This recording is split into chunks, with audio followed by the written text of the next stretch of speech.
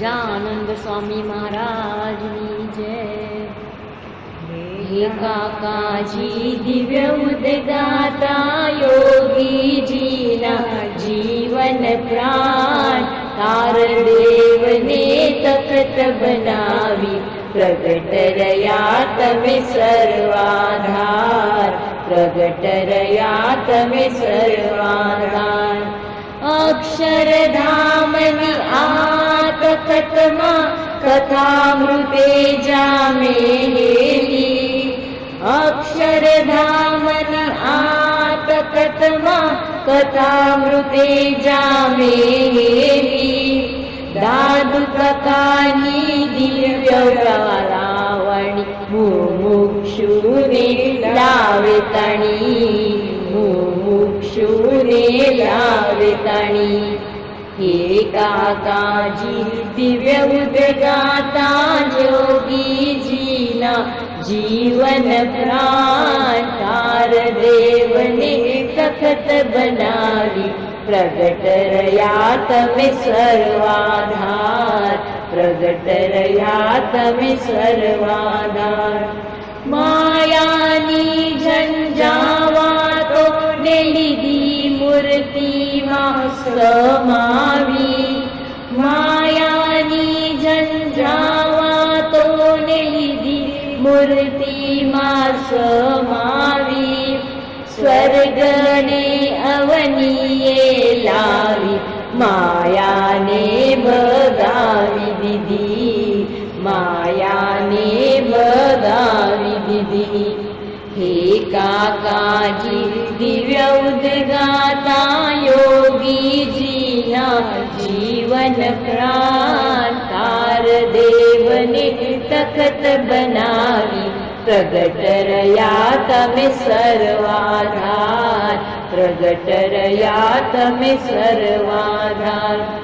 સુરદ ભાવની પરાભક્તિએ યોગીજીને રાજ કર્યા, સુરદ ભાવની પરાભક્તિએ યોગીજીને રાજ કર્યા.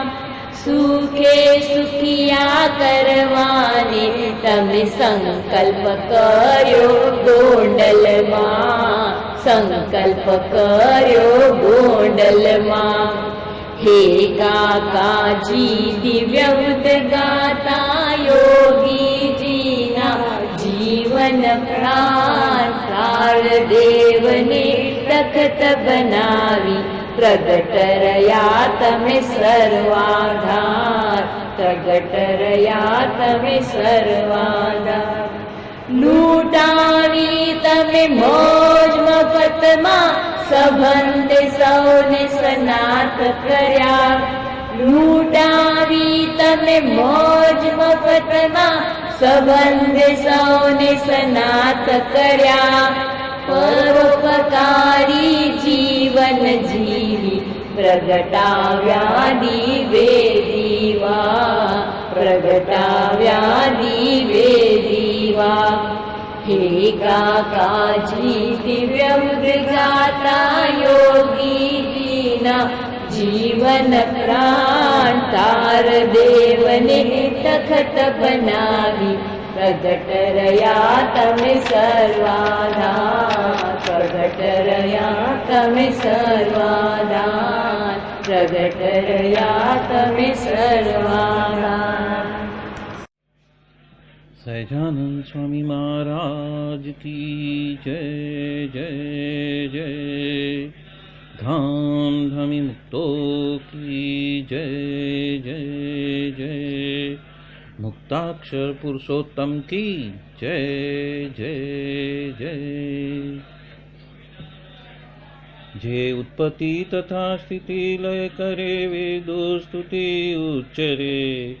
જેના રોમ સુચિદ્રમાણુ સમા બ્રહ્માંડ કોટી ફરે. માયા કાળ રવિ શશી સુરગણો આજ્ઞાન લોપી ક્ષણ. એવાક્ષરધામના અધિપતિ શ્રી સ્વામિનારાયણ. મહાધ્યાનાભ્યાસમ વિદતમજસ્ત્રમ ભગવત પવિત્રે સંપ્રાપ્તમ સ્થિતિમતિવરે કાંતિકવૃષે. સદાનંદમ સારમ પરમહરિવાર્તાવ્યસનિનમ ગુણાતીતાનંદમ મુનિવરમહં નોમિ સતતમ.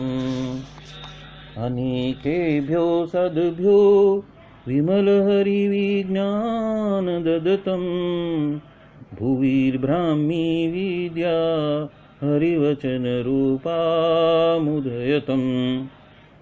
હરિધ્યાનાસક્તમ શુભગણમનાદ્યક્ષરમહં ગુણાતીતાનંદમ સકલગુરુમુદે મુનિવરમ. વાણી અમૃતથી ભરી મધુસમી સંજીવની લોકમાં. દ્રષ્ટિમાં ભરી દિવ્યતા નિરખતા સુદિવ્ય ભક્તો બધા. હૈયે હેત ભર્યું મીઠું જનની સુને હાસ્ય મુખે વસ્યું. તે શ્રી જ્ઞાનજી યોગીરાજ ગુરુને નિત્ય નમો ભાવસું.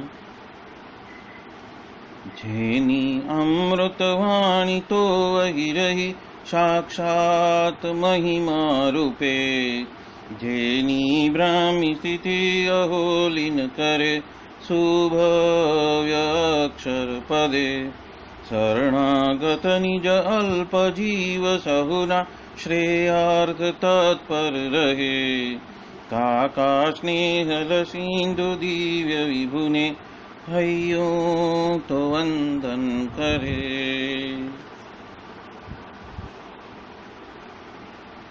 છેપ શાંત પ્રશાંત સાગર સમા સાધુ ગુણે જે શોભતા. જેના દર્શનને સમાગમ થકી શાંતિ સહુ પામતા. જે છે માનસ પુત્ર કાકાજીના ને ભજનમાં લીન રહે. એવા સાધક વૃંદના ગુરુ સુરત વંદન ભરતભાઈને. भक्ति सभर घुलतान थईने महापूजा जे करे अनुवृत्ति अद्भुत जाळवी रीजया काकाजिने मलकंतु मुख पुलकित हय्यो युवानो ने जे गमे एवा सुरद भुलकु विरल वंदन अहो असी भाईने ब्रह्मरूप निजने मानतावळी श्रीजी हय्ये धारता जे मस्त रहीने प्रभु भजनमा सुरद भाव धारता महिमा सभर दासत्व छलके जीवन माछे सहजता काका स्वरूप दिनकर विभु संभारवामा धन्यता।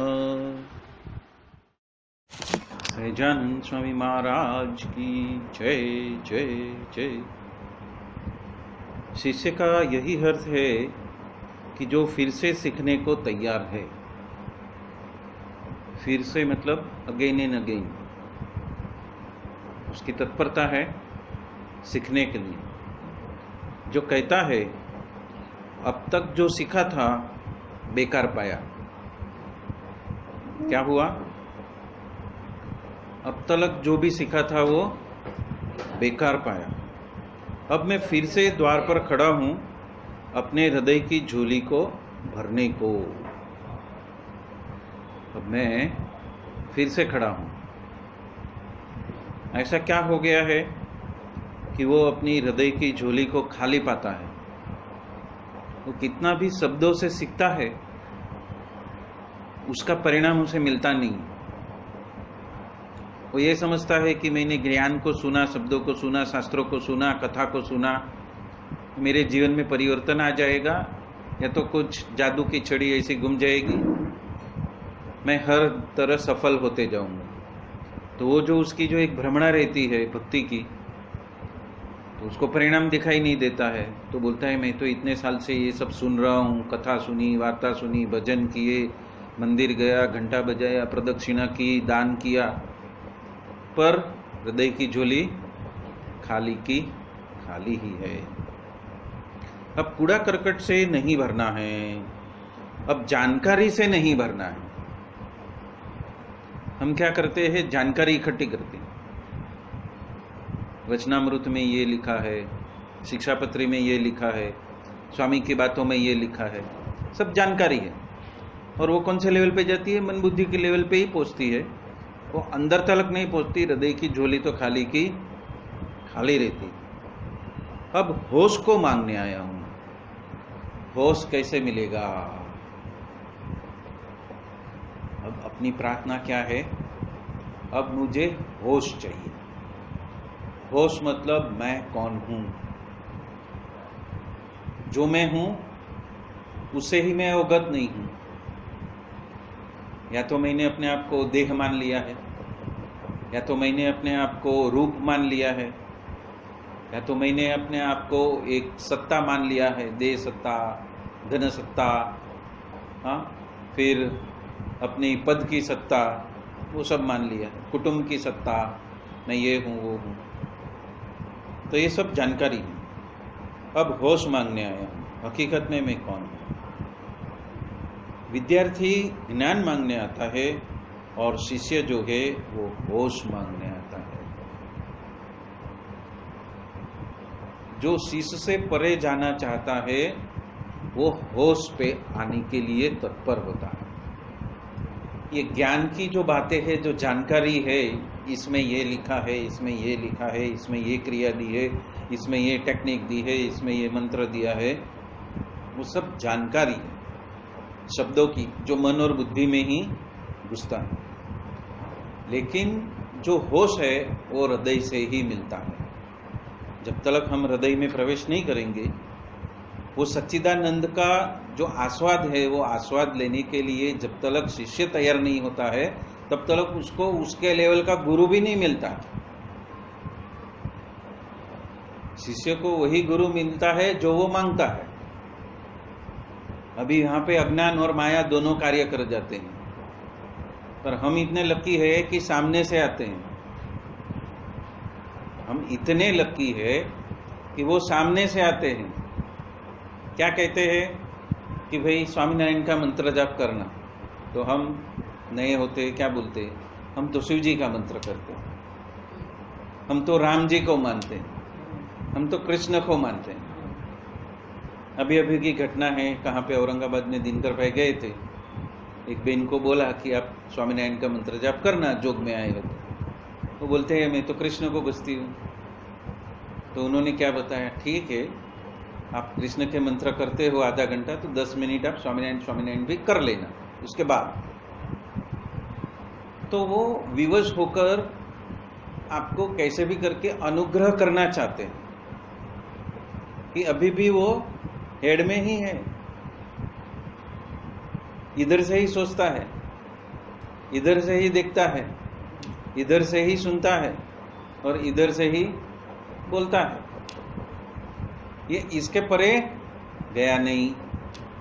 और हरिप्रसाद स्वामी जी क्या कहते हैं, ये सबको पॉजिटिव बनाओ, बरोबर, आँख को, कान को, जीभ को, अपने वाचा को सब पॉजिटिव बनाओ। इससे परे जाना है, इससे परे जाना है। वो परे जाने क्या है कि होश को पाना। तो अभी हमने जो धुन सुना वो किस तरह का धुन है, वो सूर्य की धुन।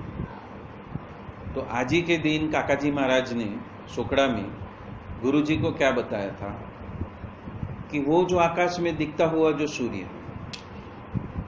ऐसा ही सूर्य में एक गुरु रूपी सूर्य और तेरे हृदय में बसा हुआ आत्मा रूपी सूर्य, आज से तीनों एक। तो ये जो हृदय रूपी सूर्य के होश तलक आने के लिए ये मंत्र है।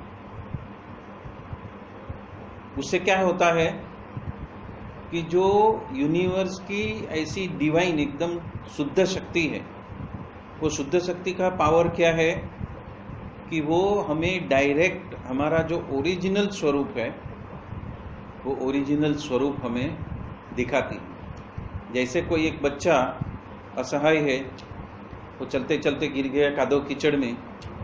अभी कीचड़ में गिरने के बाद में पानी बहुत ठंडा लगता है, कुछ कीड़े काटते हैं, खुजली आती है, धीरे धीरे अंदर जा रहा है, तो वो डरता है, तो रोता है। तो क्या होता है, माँ आती है, धीरे से उसको उठाती है, उसको अच्छे पानी से स्नान करवाती है, उन्हें पानी से स्नान करवाती है, फिर उसको अपने रोज वाटर से साफ करती है, फिर जहाँ जहाँ पे काटा है, कुछ लगता है खुजली हुआ है, तो वहाँ पे हल्दी चंदन वगैरह लगाती है।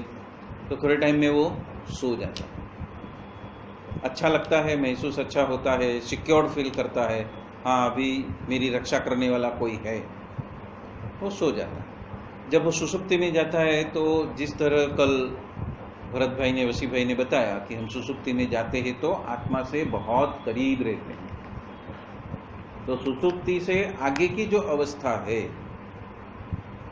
जहाँ पे हम तुरिया अवस्था में जाते हैं, मतलब कि समाधि अवस्था में जाते हैं, और तुरिया अवस्था से भी परे एक अवस्था है, उसको तुरियातीत अवस्था कहते हैं।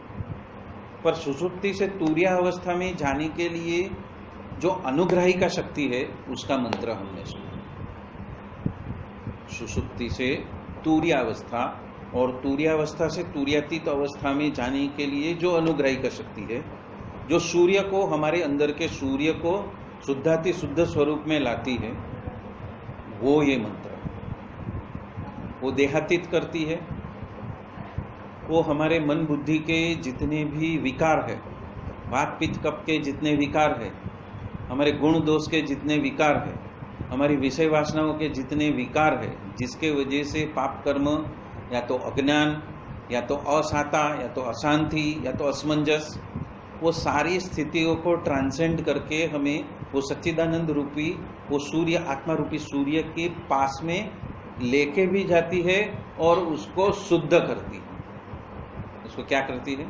शुद्ध करती है। और वो शुद्ध करती है, उसका अनुभव नवे नव शरीर में होता है, ऑल 9 बॉडीज। ये वो पावर है। और दूसरी बात यह है कि मार्च 30 से आने वाले 5 साल में सूर्य की ऊर्जा धीरे धीरे धीरे धीरे पृथ्वी के ऊपर बढ़ती ही जाएगी। सूर्य की ऊर्जा, उसके वजह से क्या होएगा, बहुत सारे डायमेंशंस बदली हो जाएंगे। तो कोई नहीं चाहते हुए भी वो प्यूरिफिकेशन होएगा, लेकिन जो स्पिरिचुअल मास्टर के पास में है उसका कंट्रोल्ड प्यूरिफिकेशन होएगा, तकलीफ रहित प्यूरिफिकेशन होएगा। तो लोग क्या हो जाएंगे, होश में आएंगे।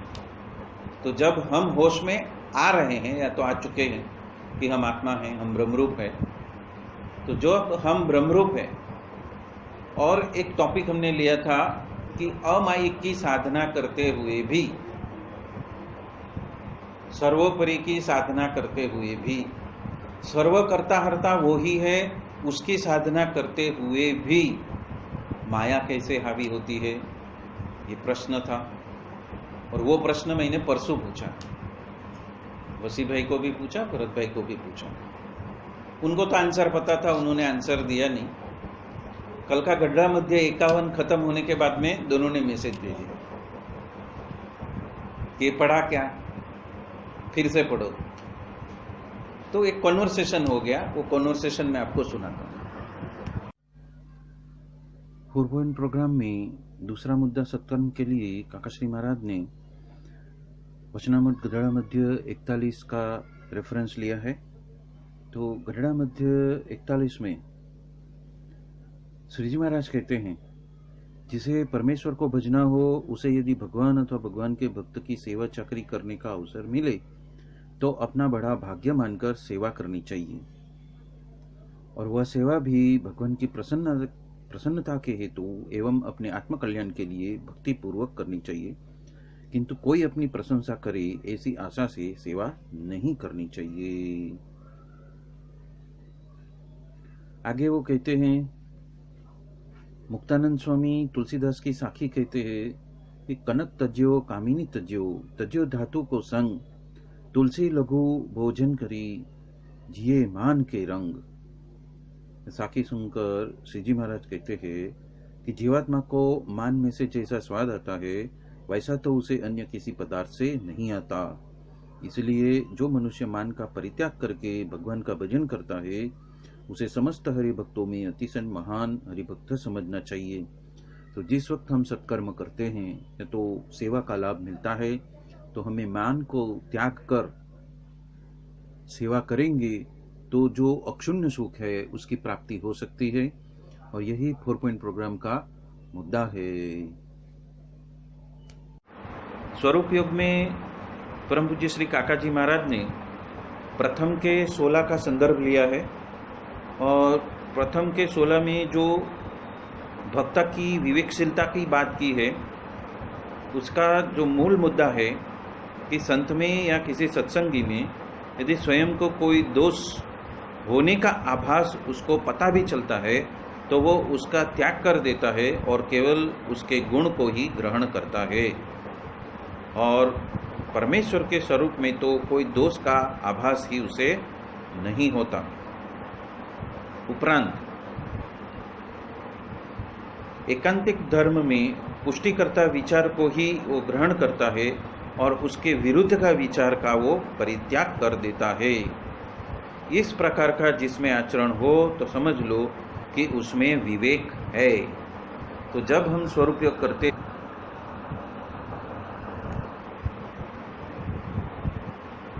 हमारे काकाश्री महाराज ने 4 पॉइंट प्रोग्राम में तत्व से प्रभु को पहचानने के लिए शास्त्र का जो संदर्भ लिया है उसमें वचनामृत प्रथम 16 विवेकशीलता का लिया है, और उसका मुद्दा तो यह है कि जो स्वरूप योग में स्थिर होना चाहता है वो संत में या फिर सत्संगी में स्वयं को यदि कोई दोष होने का आभास भी हो जाए तब भी वो उसका त्याग कर देता है और केवल उसके गुण को ही ग्रहण करता है, और उसे परमेश्वर के स्वरूप में तो कोई दोष का आभास ही नहीं होता।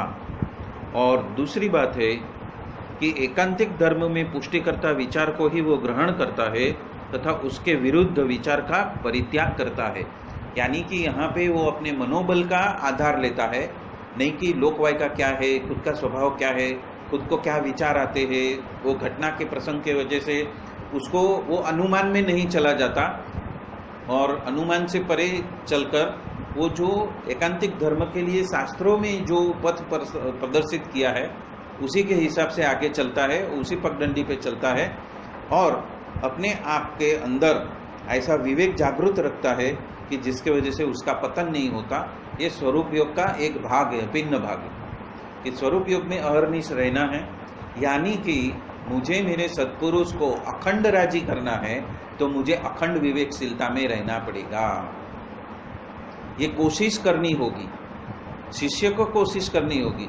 जिस तरह से प्रथम के प्रथम में ये बात कही है कि हमें अखंड मूर्ति को धारण करना है, तेल धारा वृत्ति के माफिक हमें धारण करना है। तो कभी जो शंकर भाई है अमेरिका की, वो यहाँ पे आए थे तो फोन लग गया, तो उसमें यही बात हुई, एक नई बात निकली। तो मैंने उनको एक दूसरा विचार दिया था उस वक्त, उसको करीब साल भर हो गया। मैंने बोला जिस तरह से हमें मूर्ति अखंड रखनी है उसी तरह से हमारे जो महाराज है उसको भी हमें अखंड राजी करना है। तो अखंड राजी कैसे करें?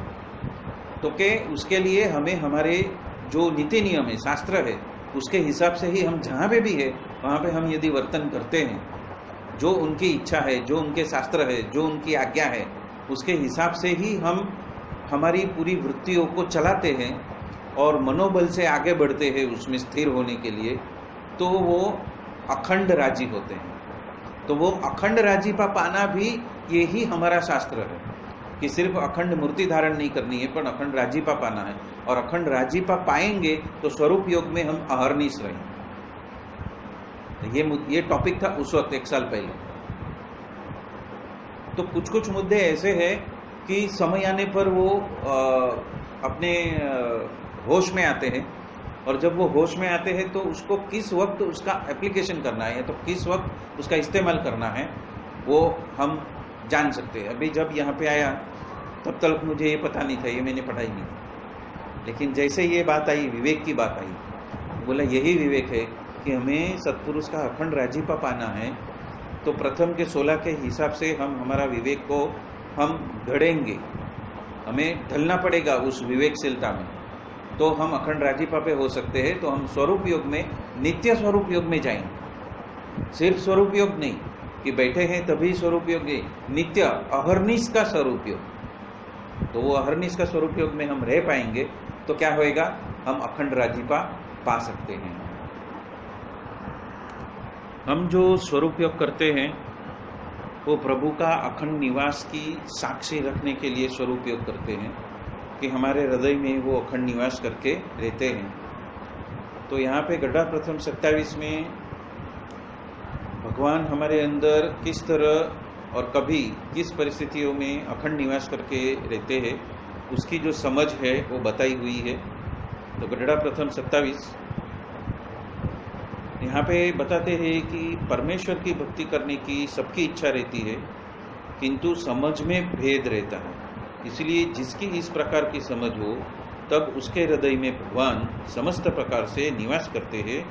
तो उसका विवरण क्या है कि जो ऐसा समझता हो कि जिनके रखने से यह पृथ्वी स्थिर रहती है, या तो वो संपूर्ण कर्ता हरता है, हरेक मायावी जगत में जो उसको पंच इंद्रियों से दिखाई या महसूस होने वाली जितनी भी क्रिया या जो व्यवहार है वो सब कुछ किससे चलता है, जो मुझे प्राप्त हुए ऐसे ही भगवान की जो साक्षात मूर्ति है उससे ही चल रहे हैं। जो ऐसा समझता है तो उसके हृदय में भगवान संपूर्ण निवास करके रहता है। दूसरा, उसके अंदर अपरिमित सहन शक्ति हो।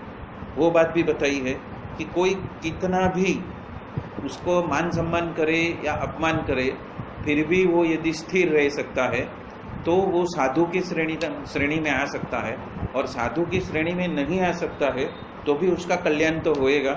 क्योंकि 27वें वचनामृत में श्री जी महाराज सभा खत्म होने के बाद में जय सच्चिदानंद कह के उठते हैं। तो 2015 में मुझे ये सवाल आ गया कि भगवान किसकी जय बुला रहे हैं। मैंने पूछा कि भगवान होकर भगवान किसकी जय बुला रहे हैं। तो वसी भाई ने ये जवाब दिया कि अभी इस वक्त धरती पे जो गुणातीत स्वरूप संत है उसकी जय भगवान बुला रहे हैं। वो उनमें सततता से विचरण करते हैं, वो उनका वरदान है कि मैं ये पृथ्वी को छोड़ूंगा नहीं, जब तक ये सूर्य चांद रहेगा तब तक मैं यहाँ पे संतों के माध्यम से मैं अवतरित होता ही रहूंगा अनेक रूपों में। तो वो जो बात है तो वो है जय सच्चिदानंद। तो वो अखंड प्रकट है और वो स्थिति बन सकती है, वो स्थिति है। ऐसा नहीं है कि वो काल्पनिक है, कुछ करोड़ों में या अरबों में ही कोई एक ऐसा कर सकता है, ऐसा नहीं है। वो स्थिति गुणातीत सत्पुरुष के संबंध से कोई भी प्राप्त कर सकता है और इसीलिए हमें 4 पॉइंट प्रोग्राम काकाजी महाराज ने दिया, चाहे गृही हो चाहे त्यागी हो। पर ऐसे गुणातीत भावना वाले साधु कोई भी त्यागी या गृही बन सकता है, उसका उदाहरण यहाँ पे ये वचनामृत गढ़ाप्रथम 16 में दिया। ऋषि भाई ने वो समझाया कि वो किसी की मोनोपोली नहीं है, इसीलिए गुणातीत समाज की रचना हुई जहाँ पे एक ही गुणातीत स्वरूप नहीं है। यहाँ पे धूमकेतुओं का टोला है, टोला, और टोले में हम सब बैठे हुए। तो वो बात समझनी है कि कोई भी जीव हो, यदि वो चाहे और शास्त्र के आज्ञा के मुताबिक यदि वो बरतता है तो वो भी गुणातीत भावना वाला साधु बन सकता है और वही लक्ष्य है।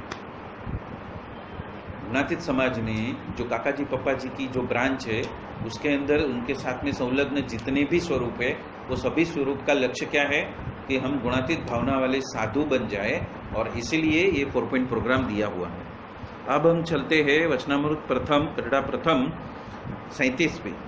गढ़ा प्रथम 37 में महाराज ने कौन से मुद्दे के ऊपर उन्होंने फोकस किया है, तो कि उन्होंने संबंध की महत्ता दर्शाई कि हमारा संबंध किसके साथ में है।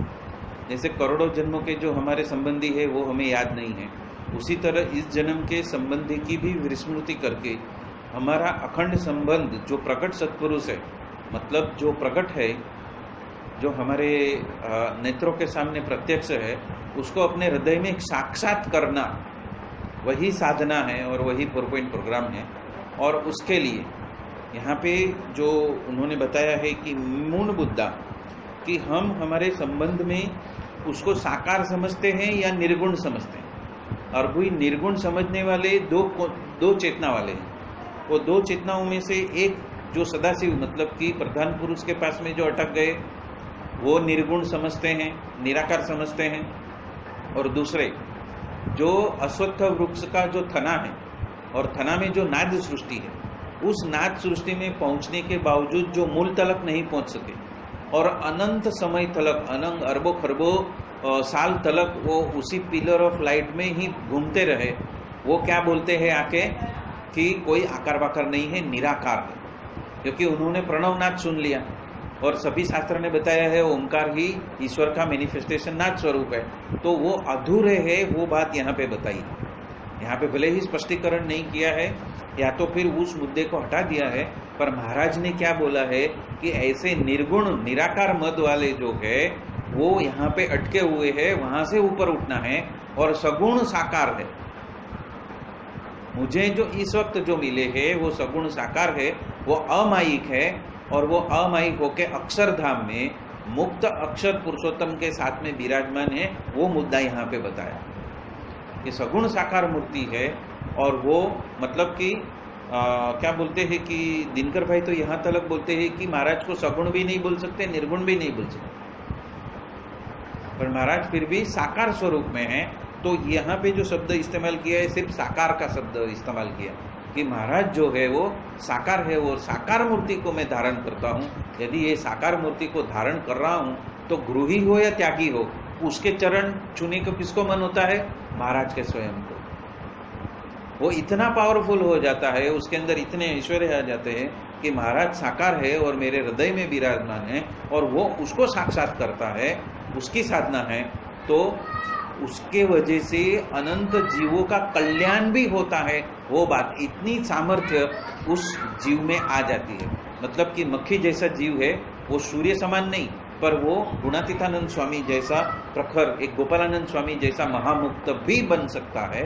वो बात यहाँ पे की है, मतलब कि धारणा की बात की है कि साकार मूर्ति को मैं अपने हृदय में धारण करता हूँ और वो साकार मूर्ति और कोई नहीं है, मुझे जो प्रत्यक्ष सत्पुरुष मिले हैं वही मेरे हृदय में साकार मूर्ति बनकर मेरे हृदय कमल में विराजमान है। यदि वो धारणा है तो हम उस अवस्था में, गुणातीत भावना वाले साधु की अवस्था में, महाराज को अखंड धारण करने की अवस्था तलक हम पहुंच जाते हैं, जिनका लक्ष्य गुणातीत समाज का आज की तारीख में।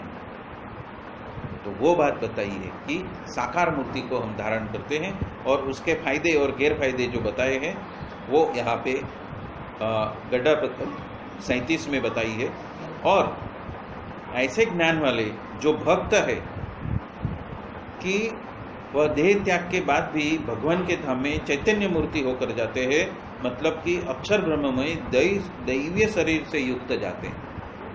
वो सिर्फ आत्मा रूप से नहीं जाते, ब्रह्म ज्योति के रूप में नहीं जाते, पर दिव्य शरीर जो महाराज की मूर्ति है वो मूर्ति रूप होकर जाते हैं, महाराज के जैसी ही मूर्ति बन के जाते हैं और तभी वो मुक्त अक्षर पुरुषोत्तम कहलाते हैं। वो बात यहाँ पे गड्ढा प्रथम 37 में महाराज ने बताई हुई है। जिस तरह संबंध की बात हुई कुटुंबीजनों के साथ में गड्ढा प्रथम 62 में,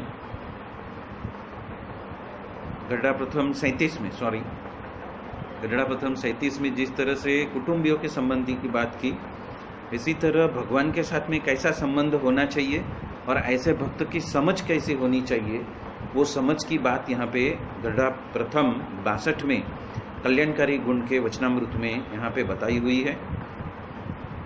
तो यहाँ पे जो 39 कल्याणकारी गुण हैं भगवान के अंदर, वो उसके भक्त के अंदर भी निहित हो सकते हैं और उस भक्त की स्थिति या तो उस भक्त के भगवान के साथ का संबंध कैसा होना चाहिए, उस संबंध की बात की है। पहले उन्होंने कौटुंबिक संबंध की बात की है अगले वचनामृत में, और इस वचनामृत में उन्होंने भगवान के साथ का जो संबंध है वो कैसा होना चाहिए और किस तरह से वो गुण, भगवान के जो गुण हैं वो भक्त में आते हैं, वो बात कही है कि संत में इन गुणों का उदय होने का कारण यह है कि भगवान के स्वरूप का यथार्थ निश्चय हो गया, मतलब कि वो मूर्ति रूप है, साकार है, और जो प्रकट मिले हैं सत्पुरुष उसके माध्यम से ही मुझे वो साकार मूर्ति मिल रही है, मेरे हृदय में उदित हो रही है, वो समझ जाता है। तो भगवान के कल्याणकारी गुण संत में उदित हो जाते हैं। वह निश्चय कैसा होना चाहिए, तो जो पुरुष भगवान को काल जैसा न समझे, कर्म जैसा न समझे, स्वभाव जैसा न समझे, माया जैसा भी न समझे तथा पुरुष जैसा भी न समझे, मतलब कि जो मूल प्रकृति पुरुष है तो वो पुरुष जैसा भी न समझे, परंतु इन सभी से भगवान को भिन्न समझे, मतलब कि अमायिक समझे। अभी तक की जो गणना की वो सारी किसकी गणना की, जो मायिक जगत के कर्ता धर्ता है उसकी बात की, लेकिन महाराज कहते हैं कि मैं तो अमायिक जगत का कर्ता, अमायिक जगत में विराजमान हूँ और संपूर्ण माया जगत का कर्ता हर्ता हूँ। तो परंतु इन सभी से भगवान को भिन्न समझे तथा उन सबका नियंता और कर्ता समझे तथा सबका कर्ता होने पर भी वो निर्लेप है वो समझे, सब कुछ करते हुए भी वो निर्लेप है, ऐसा भगवान को समझे। इस तरह प्रत्यक्ष भगवान के स्वरूप का किया गया निश्चय, यहाँ पे क्या बताया है, प्रत्यक्ष भगवान, मतलब मुझे संत के रूप में जो भगवान विचरण कर रहे हैं उनका स्वरूप उनके जैसा समझे, ऐसा निश्चय उसमें भी स्थिर हो जाए और कभी भी विचलित नहीं हुए, सो चाहे जितने युक्तिपूर्ण या उलझाने वाले शास्त्रों का श्रवण करे अथवा अन्य मतवादियों की बातें सुने तथा स्वयं अपना अंतःकरण चाहे उतने कुतर्क करे। यहाँ पे क्या बताया है, खुद का अंतःकरण भी कुतर्क करे, मतलब कि अनंत जन्म जन्मांतर का जो ज्ञान ठूस के उसके जो कर्म बीज भरे हैं वो भी आपको मानने के लिए विरोध करता है, उससे भी परे उठना है,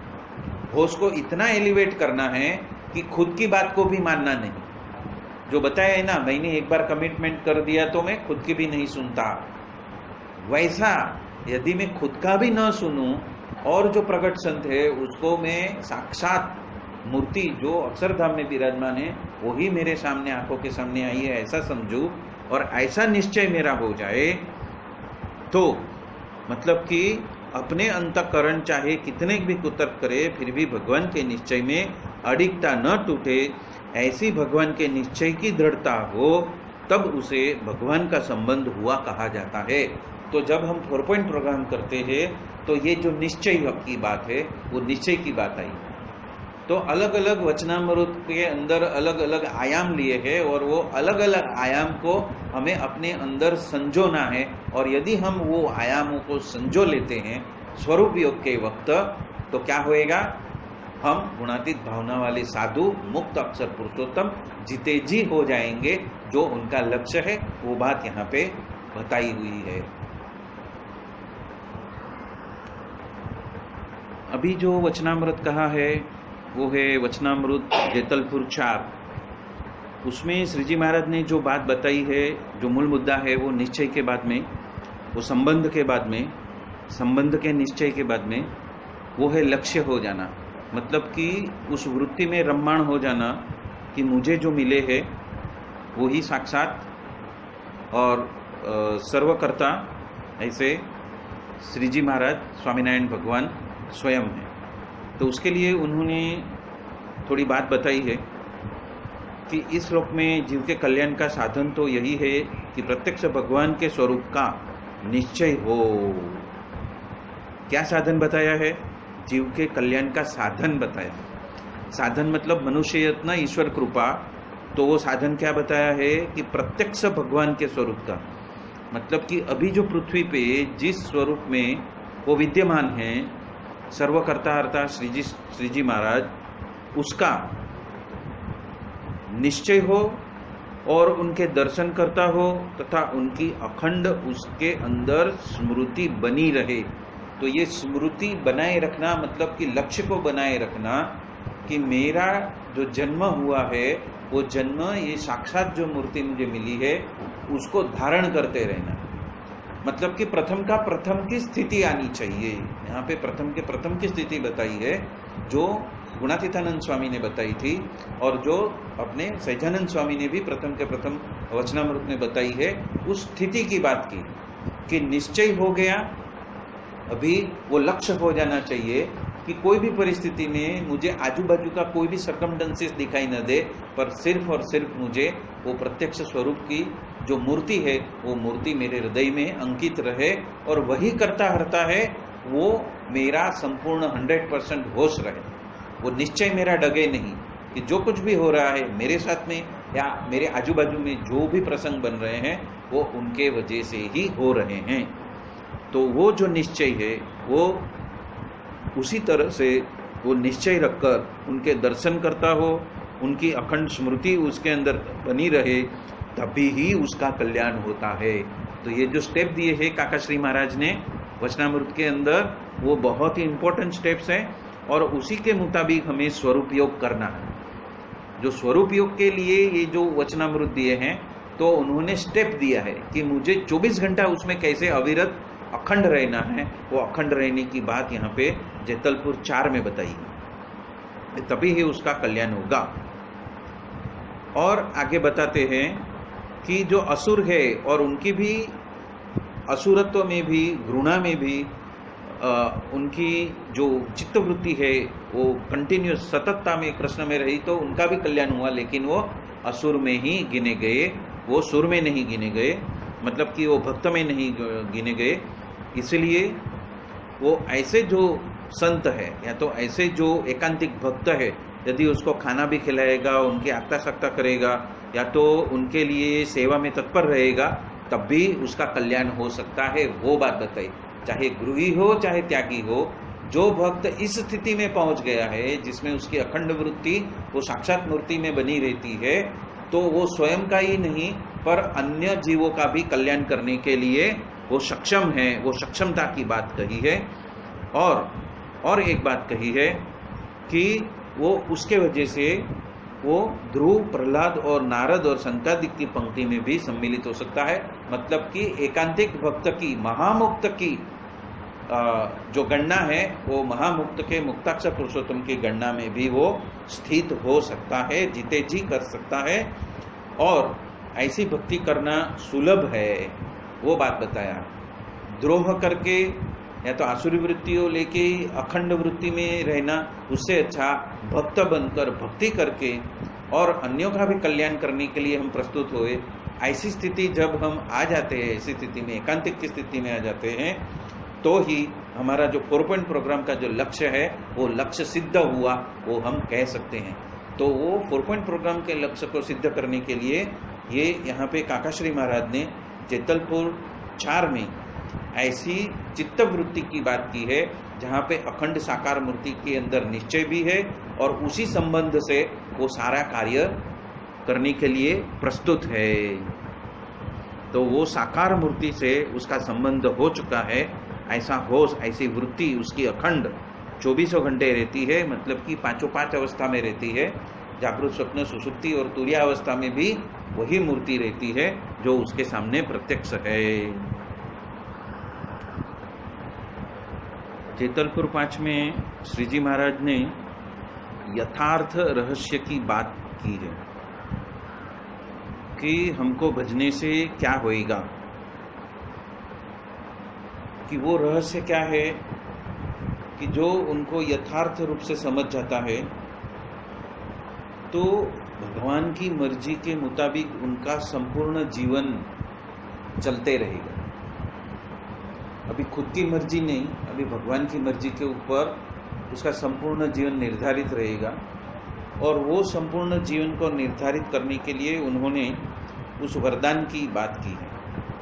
वो वरदान की बात की है जो उन्होंने रामानंद स्वामी से मांग लिए थे कि यदि मेरे सत्संगी को एक बिच्छू काटने का दुख आए तो मुझे 1000 बिच्छू काटने की पीड़ा हो, और उस वजह से वो मेरे भक्त को वो कोई भी पीड़ा हो नहीं। मतलब कि वो ये कहना चाहते हैं कि यदि कर्म के वजह से, प्रारब्ध के वजह से, देश काल के वजह से यदि कुछ भी तकलीफ आने वाली हो तो वो सारी तकलीफ मैं अपने अंग पर ले लूँगा और उसको मूर्ति का सुख प्रदान करूँगा। तो अभी तक के जितने वचनामृत है उसका जो सारांश है उसमें उन्होंने दे दिया कि मेरा मूल सारांश क्या है कि मैंने आप सभी का ऐश्वर्य जो है वो दबा के किसके लिए रखा है, क्योंकि जो मूर्ति का सुख मुझे आपको देना है क्षति दे से, उस मेरे संकल्प को साकार करने के लिए मैं आपके हर एक प्रतिपल के जीवन को मैं ही संचालित करता हूँ। जहाँ पे आपके कर्म, आपके प्रारब्ध, आपका ज्ञान या तो आपका ज्ञान या तो आपका स्वभाव या तो देश काल कुछ भी आपको बीच में विक्षिप्त नहीं करेगा और आप मूर्ति के सुख के अंदर हर पल आनंद में व्यतीत करो। आनंद से आपकी ये जिंदगी जाए, क्योंकि आप अमायिक से जुड़े हो, साकार मूर्ति से जुड़े हो, प्रत्यक्ष मूर्ति से जुड़े हो, और ऐसा आपका आविर्भाव है, ऐसा आपका होश है, ऐसा आपका निश्चय है और ऐसा आपका लक्ष्य हो चुका है। अर्जुन जैसा आपका लक्ष्य हो चुका है, उसके वजह से आप जिस साक्षात मूर्ति में स्थिर हो तो उसका परिणाम यही है कि आपको हर पल हर अवस्था में आपको सुख और सुख, अनंत सुख, जो सुख अक्षरधाम में मिलता है वही सुख आपको यहाँ पे मिलेगा, अक्षुण्ण सुख मिलेगा और वो निरंतर बना रहेगा, हर अवस्था में बना रहेगा। वो बात यहाँ पे बताते हैं। यहाँ पे और एक बात याद आती है कि जनक राजा के दरबार में जब वो सुखमुनि जाते हैं तो सुखमुनि को कहते हैं कि आपके स्वागत के लिए पूरी नगरी सजाई है और आपके हाथों में एक पात्र दिया है टकोटक तेल भर के, यदि एक बूंद भी यदि जमीन पे गिर गई तो आपके पीछे चलने वाले ये जो हमारे सैनिक है वो आपका सर काट देंगे और आप घूम के आइए। तो जो घूम के आने के बाद में उनको पूछा गया कि नगरी की सजावट कैसी थी, तो बताएंगे कहाँ सजावट देखूं, मैं तो ये तेल की बूंद न गिरे, मेरा लक्ष्य उसमें ही स्थिर था।